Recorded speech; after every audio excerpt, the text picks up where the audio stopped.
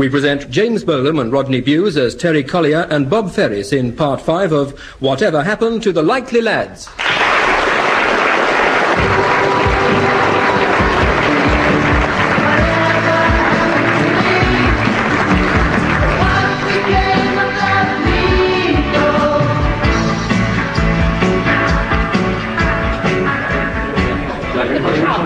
Oh, is that Margaret Bishop? It is? Oh, well, this is Terry Collier. Collier. We did go out with each other once because I've got your number written down and I promised to ring you. When? Well, it was in January 17th, 1969. I rang as soon as I could. Just that I've been in the army for 7 years. It's hard to get a line in the jungle. Collier, Terry Collier. Well, the thing is, I was wondering if you'd like to go out one night. You what? Well, it wasn't me. Well, I'm sorry. It was only meant as a joke. There's no need to take that attitude. And you, madam. Gee, me.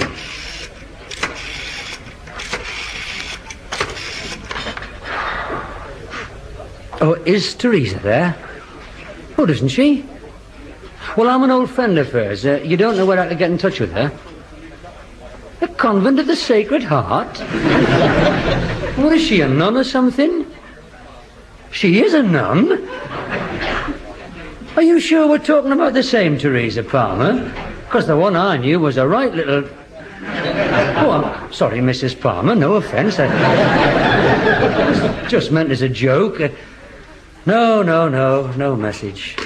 Hallelujah, a nun. It's incredible. Teresa Palmer, a novice. That's the one thing I would never have called her. Oh, give it a rest, man. Come on, sit down, drink your beer. Cheers. Hey, she's new. Why don't you try her? The barmaid? Yeah, well, not bad. I'll put her down as a reserve. Let's see now who's left. Morag McLean. Married last year. Janice Armstrong. Went to New Zealand. June Craig. June Craig? June Craig, yes, a right little cracker. Hang on. Oh, hello, is that June? Oh, I see. Who did she marry? I don't believe it. Who's this speaking, by the way? Oh, younger sister. Me, the name's Collier, Terry Collier. I've just come back from abroad. No, the army. Oh, Malta, Persian Gulf, Hong Kong. Most of the world's danger spots. You forgot devices. Go away and sit down. Pardon? No, I don't think we have met. Me, well, tallish, fairish hair, ice blue eyes with a steely glint, and a dangerously attractive smile. And an obscene tattoo on his left buttock. And a wooden leg. And a steel plate in your brain. And your collapsible elbows. Shut up, man, shut up. I'm cracking it here. What are you trying to do? I'm sorry, are you still there? Oh, good. What did you say your name was again? Linda. And you're not married? No. Good. Did you say Linda? Yes, June Craig's kid sister. So have you got anything fixed up for this weekend then, Linda? Well, why don't we get together for a drink? You could tell me all about your sister's wedding. Marvellous. What time? Terry, listen, I'm not messing about. Hold on a minute, will you, Linda? I've got New York on the other line. What is it now? Before you rush headlong into a tempestuous affair, before you sweep this young lady off her feet with your dangerous half-smile and steely glint, I think it should be pointed out to you that last Sunday was Linda Craig's 12th birthday. What? Honestly? Honestly. But I mean, she's... Oh, what can I say? Well, tell her New York needs you, or your malaria's coming back again. Or you've got to go to Paris to get your wooden leg French polished. Very funny. Hello, Linda. Listen, it's It's really been great hearing all the news about June and things, yes. But I really must go. Give me regards to your mother, and I know I'm a bit late, but happy birthday. I beg your pardon? Are you sure she's only 12 years old? Promise you. Must be this comprehensive education these kids are getting. No luck then. 5 married, 3 moved, 1 insult and a none. Oh, working through a 1967 address book can't help. No, it's all I've got. It's my only contact with the past. That's when my life finished. Cut off. Thanks to somebody not a million miles away. Ah, give over. Here, let's have a look. Gee, this is like you. Out of date. So I'm finding out. 10 calls and not a nibble. Well, at least you've saved yourself some nasty surprises. Have you tried all the girls in the book? All the ones with phone numbers. And in these 2 and all. 1966, 1965. Have you got all your diaries? The Sunday Times might serialise them one day. Terry Collier, Diaries and Letters, Volume 1. A fascinating insight into the artist's formative years. His struggle from Park's Secondary Modern to Ellison's Electrical Apprentice Shop. You never can tell. If somebody read those in the future, it could give them a picture of a whole way of life. Oh, definitely. They capture the whole texture of life up here in the turbulence of the mid-60s. The excitement of our lifestyle. Monday, March the 5th. Had to walk home after getting a puncture. Near the lead factory. Got soaked. Met Sheila for a drink in the ship. She's leaving me for a welder at Swan Hunters. Riveting, isn't it? Went home, made some tea and watched Come Dancing. Think I've got a cold coming on. What times to have been alive in. What do you expect on a Monday in March? Mardi Gras? Hey, look at this one, though.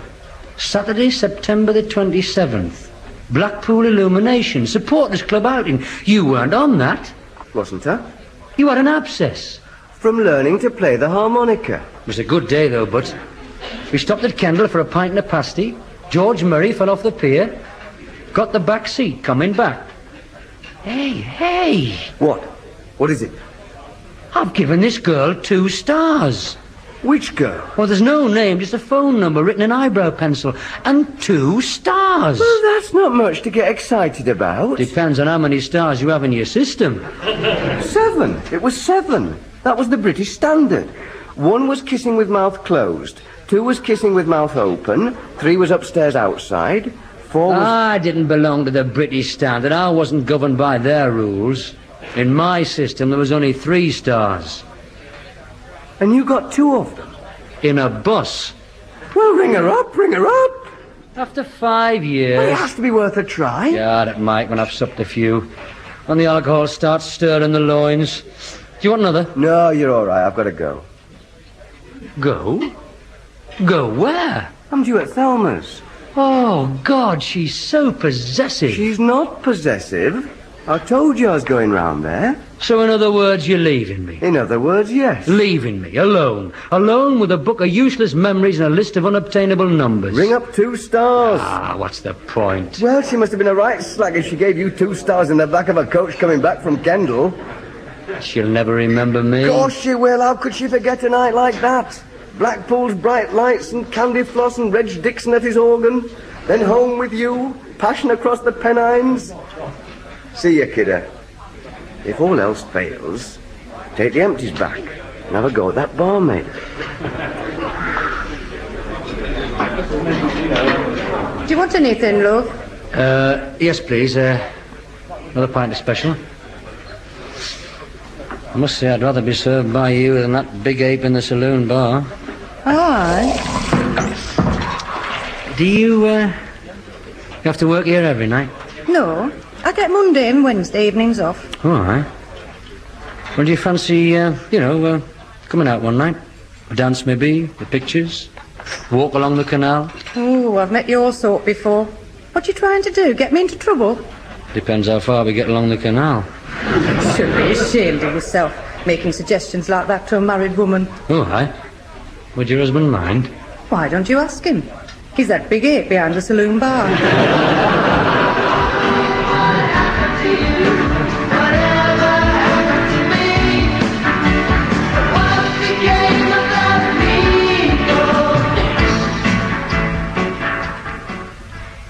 Hello, Pamela. Pam, it's Thelma here. I hope you don't mind me ringing you up late like this. How are you, love? Oh, Bob's fine. Yes, he's with me now. He sends his love to you. Listen, Pam, are you still going out with Morris? Oh, you're not? Did he? Did he? Oh, well, you're well out of it, pet. Listen, Pam, look, the reason I rang you up is a friend of Bob's has just come back from abroad, and I thought the four of us might go out one night. His name's Terry. Yes, Terry Collier. Oh, you remember him, do you? Oh, well, never mind. Just a thought. Yes, I'd love to pop in for a coffee. Yes, I'll ring you next week. Bye. All right, love, you tried your best. Just come and sit down. Oh, frankly, Bob, I'm not all that keen about fixing up one of my friends with Terry. I mean, it can be a bit coarse. Never mind, he'll just have to fend for himself. He'll be down to miss 2 stars by now anyway. Who's this? Just a number in eyebrow pencil. 2 stars? Oh, you know, we had a sort of adolescent sexual scale. Like 1 star was kissing with mouth closed, and 2 stars was with mouth open, and 3 stars was upstairs outside, and 4 stars was upstairs. Upstairs? Outside? What does that mean? On the bedroom windowsill? Don't be naive. 4 was with ladder and 5 was without, is that it? No, darling. 4 stars was Look, upstairs. I know what 4 stars was, and 5, 6 and 7. When we were 16, it was what you were always complaining about never getting. You all lied about it anyway, you boys. Subtract 3 from what you said you got and you get a true picture. Well, you can't with Terry. There was only 3 stars in his system. He didn't have the finesse that we had. Nor did the girls he went out with. Yes, this is 29578. I'm sorry. Some madman says, do I remember Blackpool Illuminations 1967? Give me that phone! I'll get you for this, Collier!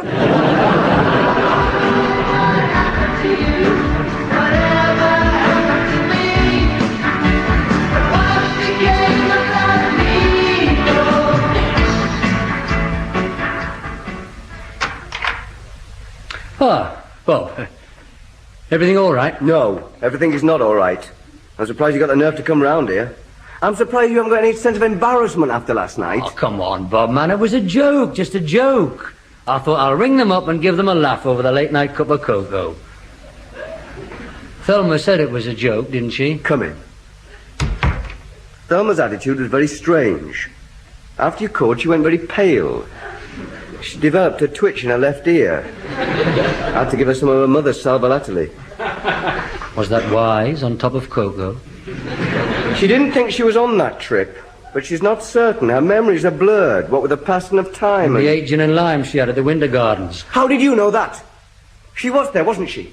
That was a number in your book. That proves it. Oh, my God. Oh, now don't take on like To that. think that you're the skeleton in my lovely bride-to-be's cupboard. I'm not that thin. Wiry I may be, but not a skeleton. You don't care, do you? No shame, no regrets. It doesn't concern you that you've driven a wedge between Thelma and me. Took more than a wedge to prise you two apart. Betrayed by the 2 people closest to me in all the world. Betrayed on the back seat of a bus from Blackpool. Not all the way from Blackpool. Only the last stretch from Kendal. 2 stars. How can I live with that? Oh, come on, Bob, man. You know how I exaggerate. It was probably only 1. On a 3-star scale? That's still a 33% success rate. Bob, it was years ago. We were just children. Children carried away by a day out, the drinks and the sing-song. Children can get very emotional after 14 pints and a chorus of Blade and Wenches. 33%. We weren't as bad as some of the others. At least we kept a sense of dignity and modesty. Eileen Ogg was in the luggage rack with the accordionist. And all the time I was sick in bed. You took advantage of my abscess. Didn't take advantage at all. You weren't going out with Thelma then. It was one of your off periods. You haven't always been going out with Thelma, you know. Just seems that way. Yeah, what's all this rubbish here? Oh, you're not going through your old diaries, are you? I'm looking for evidence, some note that I might have made hinting at my suspicions. How trusting of you. It was justified. There's an item just after that trip. Listen. Terry came round wearing his new hipsters and a smug face. He knows something. That'll never stand up in a court of law. I'll never be able to get on a bus again without feeling a shudder of doubt. Bad thing, that, shudders of doubt. I think she could have told me, don't you? I mean, sometimes since we've been engaged, she could have mentioned it, or better still, years ago, after it happened, she should have told me. I would have understood. I would have been mature, forgiving and sympathetic. I'd have gone round to your house, taken back your Christmas box, kicked your head in, and all had been forgotten. If only everyone could be that reasonable. Oh, wait, let's have a look at those diaries. No, it's private. It's a record of private thoughts and feelings. It's not for other people's eyes. It's too personal. I only want to glance at the address section. I promise not to look at any private feelings. If I show you girls' addresses, I'm betraying their confidence. They didn't give me their numbers expecting them to fall into your grubby grasp. I've got some integrity. Oh, give it here, man. Goodbye, integrity. Yeah, they'll all be the same as mine, I shouldn't wonder. Yes, there they all are. Hell's teeth. What is it? What is it? I mean, who is it? How many stars in your system? I told you, 7. You've given Wendy Thwaites 8. Let's have a look at that. Yes, 8. You must have got all the way, then went back to the start again. One more time, Ferris, the human dynamo. It didn't mean that. I know the reason now. Oh, you gave us a bonus point, did you? E for effort. Please. She was the first. That's why I put another star. Oh, I see, like a commemoration medal. Now, don't joke about it. Just because it was a long time ago, it meant something. She meant something. Wendy Thwaites? You sure? Heavens, yes. Wasn't such a common occurrence in those days you'd forget it. Well, I didn't mean that. I meant Wendy. I didn't think anybody. I did. Well, that staggers me. That really does. I mean, Wendy Thwaites? She had such a repressed upbringing. Her family were all devout Methodists. Her mother used to give out leaflets about the end of the world. And her father was a Sunderland supporter, so it was hardly a house of gaiety and merriment. Well, she's expressing a rebellion, I suppose, something like that. I thought her only expression was ballroom dancing. The only thing she ever wanted from a man was a gay Gordon. How did it happen? I picked her up from a competition one night. She was all radiant and elated with success. Success? She'd just become the 1966 Cooperative Society Regional Subdivision Paso Doble champion. My God. Tomorrow the world. Which promised a chance for the regional eliminators. Anyhow, she came on with me. My mother was away, and I don't think Wendy really knew where she was. I think half of mine was on the quarterfinals, and the other half in the Argentine home of the Paso Doble. And it was all very immature and fumbling. You know what those dresses are like. Hand-sewn, 50 yards of pink tulle, with an encrusted satin bodice. Very fetching. I didn't know much about it myself, because I'd had a few in the Empress Ballroom Contiki Lounge, and things were a bit blurred. But it happened all right. When I woke up in the morning, my bed was full of sequins. Wendy Thwaites. Who would have thought it? You never said anything about it at the time. Of course I didn't, out of respect for her and the good name of ballroom dancing. She was very distraught. She was in a bad way for a few days. She wanted to give it up. But she'd only just started. I meant dancing, not... I'm gonna say. Still, I'm surprised you didn't give us a little hint, keeping it to yourself like that. Well, they're not all like you know. Shouting out every sexual conquest at the rooftops. If you had the money, you'd take peak time ads on the telly. That is unkind. The reason for this depressing situation is my lack of sexual conquest. Wendy Thwaites, where are you now that I need you? She's still around. She's with the Ada Bissell formation team. You should join. You might twirl your way into her affections. Fat chance. Let's have a look. Another look now. Who else have you ruined? Jackie Norris? Oh, she was a fair-looking girl. Jackie Norris. She had some form. Did you go out with her very long? Once or twice, I think. Nothing very heavy. I think I did. Ring her up. Ah, what's the use, man? It's a futile exercise. Anyway, who needs it? No sweat. Listen, I've got a pair on her. Where's the phone? Hang on. I'll do it. What? Well, you've got a pretty dismal record. Phone 10, 1 none. Listen and learn from the master. Go on, then, Casanova. That brother was Les Norris, wasn't he? The well-known cyclist and potholer. That's right, tall boy with a stoop. That would be the potholing. Or the cycling. Hello? Is that Jackie? Yes, I guessed it was. I'd know that sexy, husky voice anywhere. Oh, you probably don't remember me. My name's Collier. Terry Collier, yes. Yes, that's right. Of Bob and Terry fame. Oh, you do remember? Ha. How could you forget? What'd she say? She said, how could she forget? Well, I have. I've been abroad, in the army. Well, I'm not at liberty to say where, the Official Secrets Act, you know. Anyhow, Jackie, let me ask you 3 questions. Are you married? No. Good. Engaged? Marvellous. You free one night this week? Fine. I'll call you tomorrow. I'll look forward to it too. Bye. Great pullers are born, not made.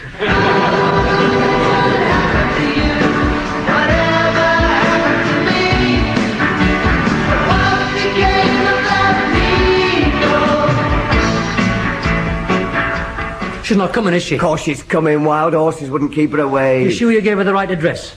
She does know she's supposed to come to Thelma's house. Of course she does. Terry, calm down, for goodness sake. She may have been held up in the traffic. Or had an accident. Oh, give over. Hey, fancy her having her own car, though, but makes a change from the old days. And she'll be taking you home tonight. Hey, that's a thought. I might have to fight her off my own doorstep. Hope she doesn't expect too much. I'm not giving her 3 stars on our first date. Didn't her brother used to cycle down potholes or something? Yes, something like that. Terry, now straighten your tie and do something with your hair. Oh, yes. Is that all right? Do I need a comb? You'd better go and let her in, Thelma, before his knees give way.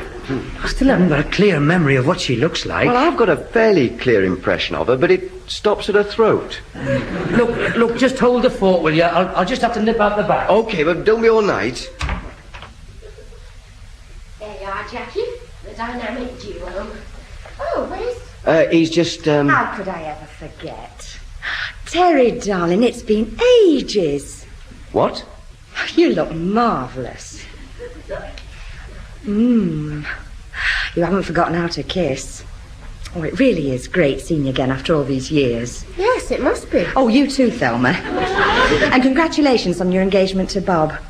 Where is he, by the way? I think that there's been a little misunderstanding. Why did you join the army, Terry? Was it to forget me? Hello, Jackie. You filled out a bit. Hello, Bob. Congratulations.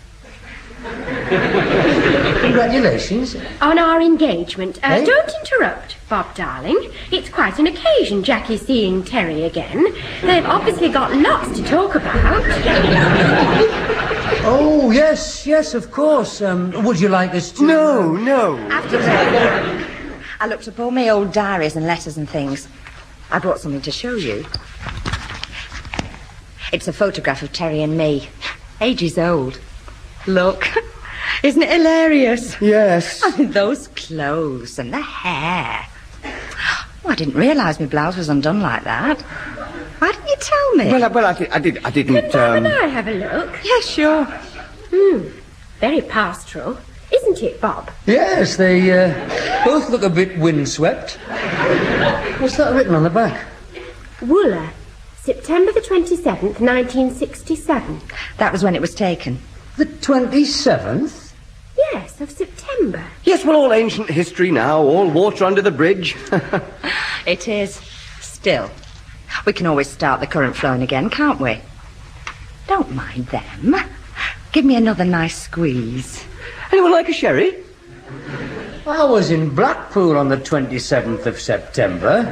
So was I, on an outing. That's right. I checked it up in my diary. Supporters Club annual outing. Terry pretended he was ill, didn't you, Pet? Cyprus or Spanish? Cream or dry? Pretended he had an abscess. I did have an abscess. That's right, I remember. We were all sorry you missed the trip. Well, whatever he missed at Blackpool, we made up for it at Wooler, didn't we? Oh, aye. Abscess made the art grow fonder, did it? How witty, Bob. Did he take his harmonica with him? He did. He didn't play much of it that day, though. Sounds very romantic. It was, wasn't it? Oh, there's vodka. A Cinzano. Martini. I think you should know, Jackie dear, that your memory's got a little confused over the years. But look, there's beer in the fridge. If no one wants sherry. Terry is not the person you are kissing, fondling and hanging round the neck of, nor is he the person in this photograph. That is Bob. Terry is standing over here next to me. Oh, really? Is Bob the one I went to Wooler with? Oh, funny. You know, I always got those two confused. Still, what's in a name? They were both very lovable, especially this one. Well, maybe, but the object of your nostalgic affections happens to be my fiancé. Well, he wasn't then, were you, Bob? But he is now. Oh, God, here we go again. Where's the telephone? Even though he is deceitful and unfaithful and sneaks off to the Cheviers with a notorious Jackie Norris. I beg your pardon? How's Leslie's potholing going, Jackie? Never mind about Leslie. Are you going to stand by and let me be insulted like this? How about a nice cup of cocoa? It wasn't what you'd call a passion of a lifetime. Still, I suppose he'd probably suit a wet assistant librarian like you. And just what exactly do you mean by that? Hello, Audrey, Pet. It's your little brother here. Terry. I just thought I'd pop round tonight for a game of Scrabble.